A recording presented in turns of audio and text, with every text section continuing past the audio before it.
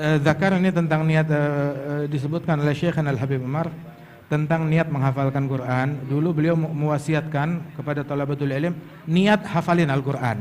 Walaupun nggak kesampaian, seandainya meninggal dunia sedangkan dia belum selesai menghafalkan Al-Quran, belum kesampaian, maka Allah Ta'ala utus malaikat di dalam kuburannya yang ngebantu dia menghafalkan Al-Quran.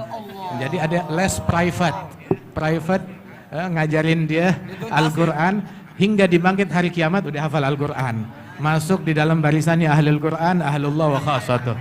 Masya Allah. Ya, kita niatkan dari sekarang itu semuanya. Okey, baik. So kita dah tonton video berkenaan, kita reaksi Ustaz tentang video ni. Tafadhal. Bismillah. Bismillah wassalatu wassalamu ala Rasulillah wa ala alihi wa sahbihi wa wala amma ba'du. Pertama sekali saya dapat video tu pun lebih kurang tengah hari tadi juga. Rafiq mesej saya. So live malam ni tuan-tuan, tak rancang. Live malam ni Rafiq baru mesej lebih kurang pukul 11 pagi, 11 tengah hari tadi. 11 pagi lah. Lebih kurang. Okey, video tu pun saya tengok pagi tadi. So dengar sepintas lalu pun tanpa saya komen apa-apa, saya rasa ramai pun dah boleh rasa ralat dengan apa yang disebut tu, sebab ada beberapa klaim yang besar. Klaim nombor satu adalah kalau kita niat nak hafal Quran sekarang, kita mati, lalu kita mati dalam keadaan tak berjaya hafal 30 juzuk, walaupun dia tak sebut 30 juzuk, kita faham lah. Tak berjaya hafal, nanti dalam kubur Allah hantar malaikat buat private lesson yang akan ajar kita sampai khatam, sampai hafal. Tu klaim nombor satu. Dan tuan-tuan, klaim itu dah janggal dah. Dia ada klaim tambahan iaitu lebih teruk lagi apabila dia kata sesiapa yang dapat begitu akan jadi sahibul Quran, akan jadi ahli Quran di sisi Allah Ta'ala.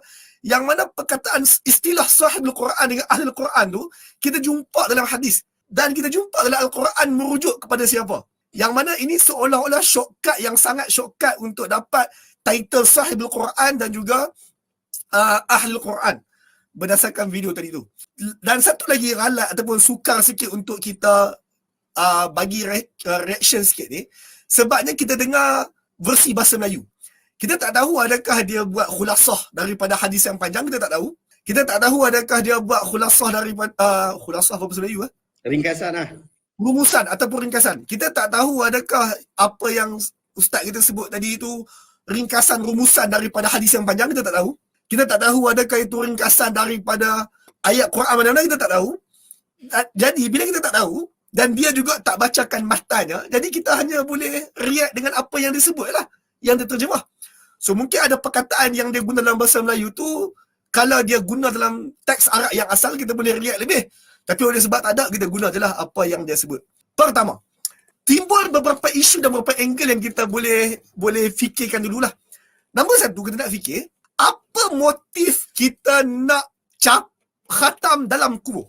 Apa motif kita nak hafal Quran dalam kubur? Itu isu dia. Apa motif? Sebab kalau kita nak hafal Quran waktu kita hidup, difahami kenapa. Kita nak dapat manfaat daripada Quran tu waktu kita hidup. Dan of course kita nak mati sebagai hafiz, sebagai satu orang yang Quran ada dalam dada kita. Kalau kita nak hafal Quran waktu hidup, difahami kenapa. Tapi apabila ada orang yang sebut kata nak hafal Quran ketika dalam kubur, maka kita nak tahulah for what? Sebab kita dah mati. Okey, mungkin ada yang akan sebut, hafal Quran dalam kubur kira not bad what? Boleh jadi ahli Quran, not bad what?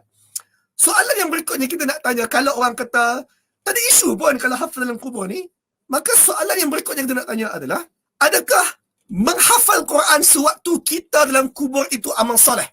Yang bermaksud amal soleh yang berpahala. Adakah ia amal soleh? Maka, kalaulah kita kata bagus, maksudnya ia amal soleh. Kalaulah kita kata, tak, saja-saja nak hafal, saja-saja bori dalam kubur, dia hafal Quran, bilah, walaupun tak dapat pahala, berarti itu kerja sia-sia. Ya, saya ulang. Kita hafal Quran ketika kita sudah mati adalah hal yang sia-sia. Kenapa saya sebut sia-sia? Tuan-tuan, bila tuan-tuan tahu bahawa Allah adalah Tuhan, waktu tuan-tuan hidup. Soalan, bila orang kafir tahu Allah adalah Tuhan? Waktu dia dah masuk dalam kubur. Soalan, adakah dia tahu dan dia capai ma'rifatullah tahap tinggi bahawa itu Tuhan? Bahawa seksa kubur itu benar? Dibukanya pintu kubur itu pagi dan petang itu benar, dia dah jumpa dah waktu dia dalam kubur, dia faham ilmu tu, dia dapat ilmu tu dalam kubur. Adakah bermanfaat untuk si kafir itu? Jawapannya tidak. Sebab buat apa pun dalam kubur bukan amal soleh. Maka sebab itu timbul isu kedua, adakah kita hafal Quran dalam kubur itu amal soleh yang mendatangkan pahala? Kalau kita kata ya amal soleh, maka dia menimbulkan banyak isu tambahan. Satu, kita nak bawa tuan-tuan fikir jap. Satu hadis yang terkenal tentang mati anak Adam terputus segala amalan. Iza matal insan intaqa anhu amaluhu illa salasah. Bila mati satu anak Adam, satu manusia, perkataan dia, Nabi guna inqafa'a, terpotong. Bila sebut potong, tuan-tuan, bahasa Melayu pun kita sebut potong. Potong ni maksudnya, kalau tuan-tuan tengok dekat skrin sekarang, ini bersambung dan bila terpotong, potonglah. Maka bila terpotong, maksudnya benda tak boleh sambung. Sebab Allah, Nabi guna perkataan potong. So, bila terpotong semua amalan, terputus semua amalan, Nabi guna perkataan amaluhu. Amalnya terpotong. Maka kecuali 3. Dan kecuali 3 ni, hafal Quran itu tak termasuk. Maka tuan-tuan, sebab itu kita sedar bahawa apa sahaja amal soleh yang dilakukan dalam kubur, which is perkataan tu pun pelik, apa sahaja amal soleh yang kita lakukan dalam kubur tidak mendatangkan pahala. Saya nak bagi satu sudut pandang lain sikit. Kalaulah hafal Quran itu bagus dalam kubur, bukankah dalam dunia kita selaku muslim ni ada amal yang lebih baik daripada hafal Quran? Dan kalaulah hafal Quran itu baik untuk kita buat dalam kubur, sepatutnya kita solat dalam kubur itu lebih utama daripada hafal Quran. Maka tuan-tuan, kalaulah tuan-tuan nak diberi pilihan hafal Quran dalam kubur ataupun solat dalam kubur, yang mana yang lebih utama untuk buat? Mesti solat dalam kubur. Mana mungkin hafal Quran dalam kubur lebih utama? Maka bagi orang yang kata, okey je hafal Quran dalam kubur, soalan sampingan kita nak tanya, adakah orang itu, orang yang hafal Quran tu, dia boleh solat dalam kubur? Sebab ingat, solat lebih utama. Maka kalau kita kata, no, solat dia tak buat dalam kubur, penat. Hafal Quran pun penat, cik abang, oi. Hafal Quran pun berat. Dan perkataan yang Habib kita guna tadi adalah ada private lesson. Ada seolah-olah personal coaching untuk hafal Quran tersebut. Maka tuan-tuan, maka ia mematikan maksud kubur sebagai tempat rehat. Sebagai tempat rehat. Dia mematikan perkara tu. Okey, saya nak sentuh isu yang awal tadi, iaitu adakah amal yang kita buat dalam kubur itu berpahala? Saya sudah sebut jawapannya tidak. Kenapa kita sebut tidak? Sebab Allah bagi tahu kita tidak. Contoh paling baik Al-Mu'minun surah nombor 23, kita semak ayat 99 dengan 100. Al-Mu'minun surah 23, semak ayat 99 dengan 100. Allah sebut hatta iza jaa ahadukul maut, sehingga bila datang maut, mati kepada siapa-siapa daripada kalangan kalian, daripada kalangan mereka. Qala, maka si mati tu, sebab maut dah datang kat dia, dia pun sebut Rabb irji'un, wahai Tuhan, boleh tak pulangkan semula, bagi aku hidup balik. So tuan-tuan tengok orang ni dia tak beramal soleh, lalu Allah cabut nyawa dia, dia minta untuk, ya Allah, bagi hidup balik, sat pun tak apa. Untuk apa? La'alli a'malu salihan fima taraktu, sebab aku nak buat amal soleh yang aku tertinggal sebelum ni. Dalam Al-Mu'minun 99 ni, orang ni minta hidup semula untuk buat amal soleh. Kalaulah tuan-tuan, amal soleh itu boleh dilakukan di kubur dan ia masih berpahala, kalaulah amal soleh itu boleh berlaku di barzah dan ia masih berpahala, tak perlulah orang ni minta untuk hidup semula. Sebagai satu contoh lain, konsep yang sama dalam surah Al-Munafiqun. Tuan-tuan semak Al-Munafiqun, tentang orang munafik ni, mereka minta agar hidup sekejap je, tangguh mati sekejap je sebab dia nak sedekah. Sebab dia tak sedekah pahala banyak, dia nak tangguh sekejap je, dia nak sedekah habis. Lihat bagaimana dia minta tangguh, sebab dia tahu kalau dia mati, pahalanya tak dapat dah pun. Apa-apa amalan, termasuklah hafal Quran, kalaulah benda itu possible untuk berlaku dalam kubur, ia tak lagi dianggap sebagai amal soleh. Sebab kita punya qadar, kita punya umur dah pun tamat, kita punya tempoh ujian dah habis. Tuan-tuan, hidup dunia ni, tuan-tuan semua ilmu, kita hidup atas muka bumi ni, Allah buat hidup dan mati untuk apa? Untuk Allah uji, kan? Liyabluwakum ayyukum ahsanu amala. Untuk Allah uji. Allah buat hidup dan mati untuk Allah uji siapa paling baik amalan. Poin dekat sini adalah, waktu kita hidup sebelum mati tu tempoh ujian. So bila loceng dah bunyi, maksudnya ujian dah tamat, kita pun, Allah, ujian dah tamat, kita pun jawab, sambung jawab. Tuan-tuan, kalau dekat UIA dulu kita sambung jawab, kena koyak macam tu ya, bahagian kita jawab tu. Ataupun pemeriksa tu akan pangkah siap-siap depan mata kita, walaupun kita jawab betul. tempoh ujian dekat dunia sebelum mati. Lepas mati, kita diajar, ini basic kot. Kita diajar sejak kecil lagi, bahawa lepas mati habis. Okey, Al-Mu'minun tadi, 99, dia minta hidup semula dan Allah kata tak boleh. Sambungan dia Allah sebut apa? Kalla, sama sekali tak boleh. Nak minta hidup semula buat amal balik. Kalla, sama sekali tak boleh. Innaha kalimatun huwa qailuha. Semua tu hanya kata-kata kosong sahaja orang tu sebut. Dia kata, tangguh Ustaz, nak hidup balik. Alah, apa sembang kosong tu? Tak dimaksudkan pun. Wa min waraihim barzatun ila yaumi yub'atsun. Depan mereka ada barzah. Barzah ni tuan-tuan bahasa Arab. Apa bahasa Melayu barzah? Tuan-tuan, ini satu benda juga yang kita kena alert. Kadang-kadang kita orang Melayu ni, kita sebut perkataan bahasa Arab, terutama sekali istilah agama, dan kita rasa macam tu bahasa Melayu. Sedangkan barzah ni ada maksud bahasa Melayu. Barzah maksudnya penghadang. Jadi kalau dia penghadang, tuan-tuan bayang macam dia, dia telah pun hadang kita. Hadang dari apa? Dia hadang kita dari dunia. Dia hadang kita daripada beramal soleh. Dia hadang kita daripada pulang semula ke bumi. Dia hadang kita daripada catatan amalan kita bersambung. Semuanya dia hadang. Justru itu bila ada barzah, apa-apa amal yang kita buat dianggap soleh dalam kubur, tidak dianggap soleh. Tuan-tuan kena beramal soleh bila? Jawapan pendeknya, waktu hidup. Surah Al-Hijr. Semak surah Al-Hijr, kita mula dengan intro. Bukan intro, awal surah. Baru muka surat 2 surah tu, ayat 24. Surah Al-Hijr, ayat 24, Allah sebut, ni isu yang Habib sebut tadi, iaitu, dia hafal Quran tapi tak habis hafal. Dia niat hafal Quran tapi tak berkesempatan. Tengok Al-Hijr 24. Allah bagi satu gambaran, laqad alimna al-mustaqdimina minkum. Kami tahu siapa yang bersegera daripada kalangan kalian yang hidup ni. Walaqad alimna mustaakhirin. Kami tahu siapa yang tangguh-tangguh. Tak usah hafal hari ni, hafal esok. Hafal minggu depan. Alah nanti lepas habis pencet baru hafal. Saya guna perkataan hafal sebab nak contohi isu. Allah sebut Allah tahu siapa yang bersegera dan Allah tahu siapa yang tangguh-tangguh. Wa anna rabbaka huwa yahsyuruhum. At the end, Allah akan halau juga semua orang ni himpun setempat kiamat. Soalan, orang yang tangguh tu, sebab ayat ni kata Allah kenal orang yang tangguh. Soalan, tangguh tu boleh tangguh maksimum sampai bila? Allah sebut ayat ni, Allah tahu siapa yang segera dan siapa tangguh. Tangguh tu maksimum tangguh sampai bila? Maka surah Al-Hijr, ayat tadi, ayat 24, ayat awal, tangguh tu sampai bila Allah sebut hujung surah, ayat terakhir, 99. Ayat 99 Allah kata, wa'budu rabbaka hatta ya'tiyakal yakin. Abdikan diri, amal soleh yang kita kena buat ni, dia berhenti hingga al-yakin datang kepada kamu. Apakah al-yakin? Matilah. Pasal apa mati? Sebab semua ayat 2, 3, 4 Allah cakap pasal Allah bagi hidup, Allah bagi mati. Yakin dekat situ mati. Ending yang paling boleh tangguh setangguh-tangguh kita buat adalah bila datang yakin, bila kita mati. Pendek kata tuan-tuan, berdasarkan beberapa kod yang saya sebut tadi, tuan-tuan, kesimpulan kita boleh buat kat sini adalah apa-apa amal kalau kita boleh buat dalam kubur, maka ia tak dianggap amal soleh. Sebab ingat, orang dalam kubur sedang memohon ampun kepada Allah, istighfar, tapi ia tak dianggap amal soleh. Orang-orang itu sedang bukan memuji Allah, sedang merintih kepada Allah, syafiq wa syahir dalam Quran. Benda itu tak dianggap sebagai amal soleh dalam kubur. Mereka mohon ampun, mereka istighfarlah mohon ampun pada Allah, tak dianggap amal soleh sebab buat dalam kubur.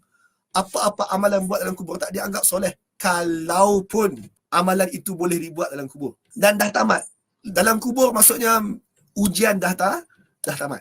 Okey, saya cuba bersangka baik. Mungkin maksud Syekh ini, malaikat datang itu hanya sekadar nak teman dalam kubur. Ni nak takwil macam mana tak tahu lah, tapi kita assume lah itu maksudnya. Takwilan. Bahawa kerana kita hafal Quran, maka malaikat tu datang bawa Quran nak damping kita dalam kubur. Ini kita cuba takwil lah.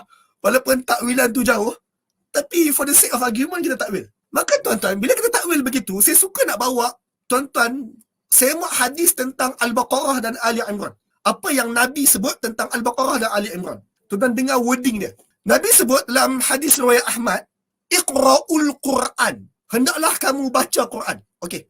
Iqra'u daripada perkataan qira'ah. Saya sebut benda ni sebab sekejap lagi saya nak sentuh sikit pasal isu baca dengan tengok dengan baca dengan hafal.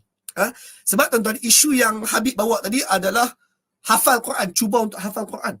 Tuan-tuan, satu orang yang baca daripada ingatan, bahasa Arabnya boleh digunakan perkataan qira'ah.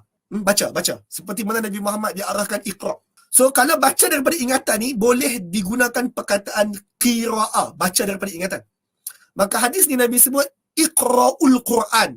Bacalah kamu Quran. So, tuan-tuan, perkataan baca tu tuan-tuan faham, baca dari ingatan dulu mungkin tuan-tuan baca hadis ni, tuan-tuan kata baca tengok teks kot. Tapi for the sake of argument, kita kata baca daripada hafalan dulu. Iqra'ul Quran. Bacalah kamu Quran. Fa innahu syafi' li ahlihi yaumal qiyamah. Quran ni akan jadi syafaat untuk untuk ahli dia.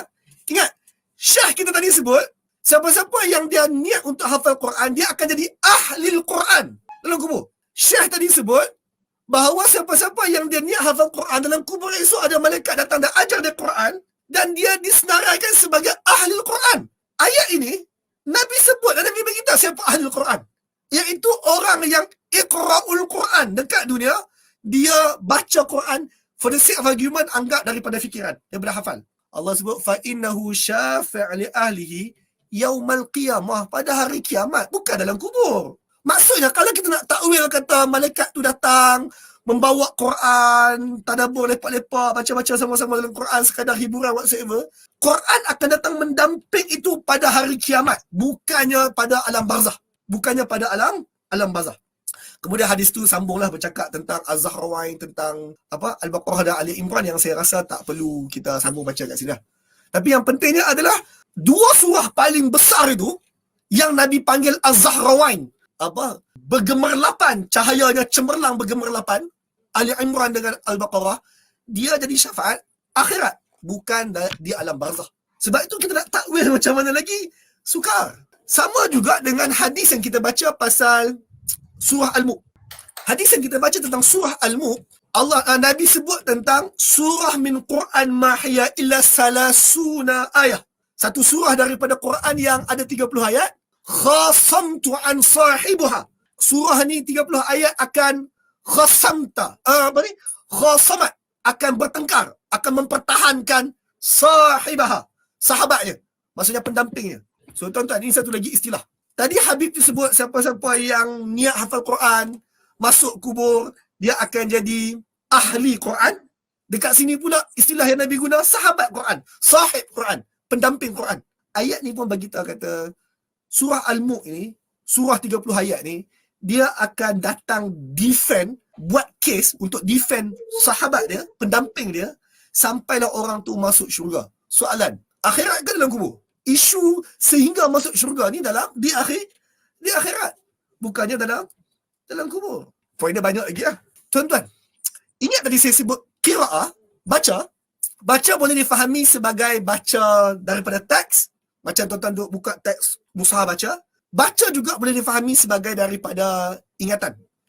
Okey, saya nak sentuh pasal isu daripada ingatan ni. Kenapa hadis-hadis yang bercakap tentang baca Quran itu, sebahagian para mufassirin kita anggap hadis yang bercakap tentang fadilat baca Quran tu sebenarnya terpakai untuk orang yang baca dengan hafalan, bukan baca dengan mushaf. Saya tahu ada khilaf.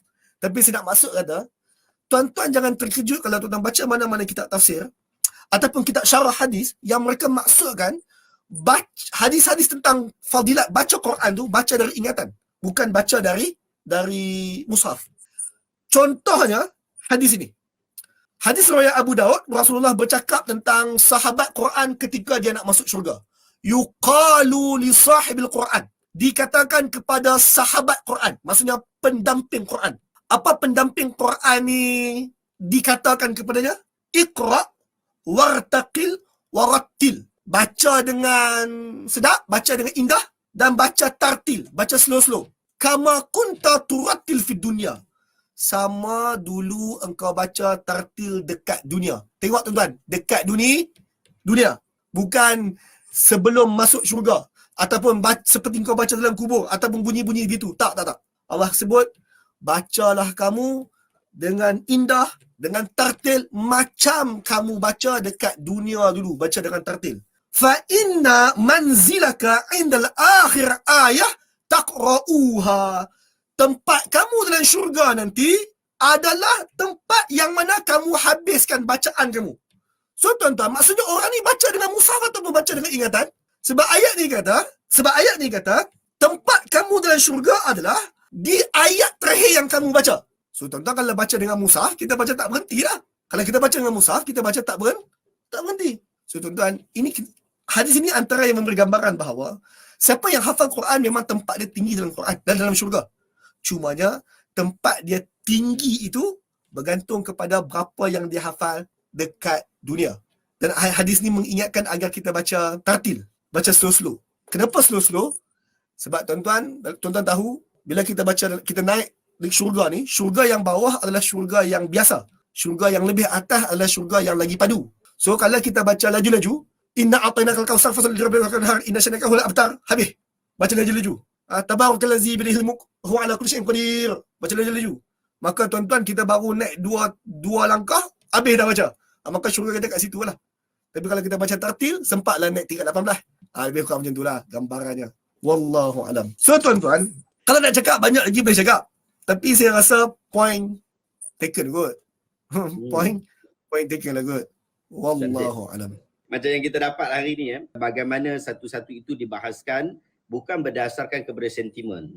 Macam isu hari ni, kita angkat isu berkaitan tentang apa yang disebutkan oleh Habib Umar. Dan kita tidak tuju pun, bahkan tak ada satu pun perkataan dari Ustaz Nazar ataupun daripada saya yang mana kita menghina, mencerca, mengherdik, menjatuhkan maruah beliau. Kerana tujuan kita bukan untuk nak menjatuhkan beliau.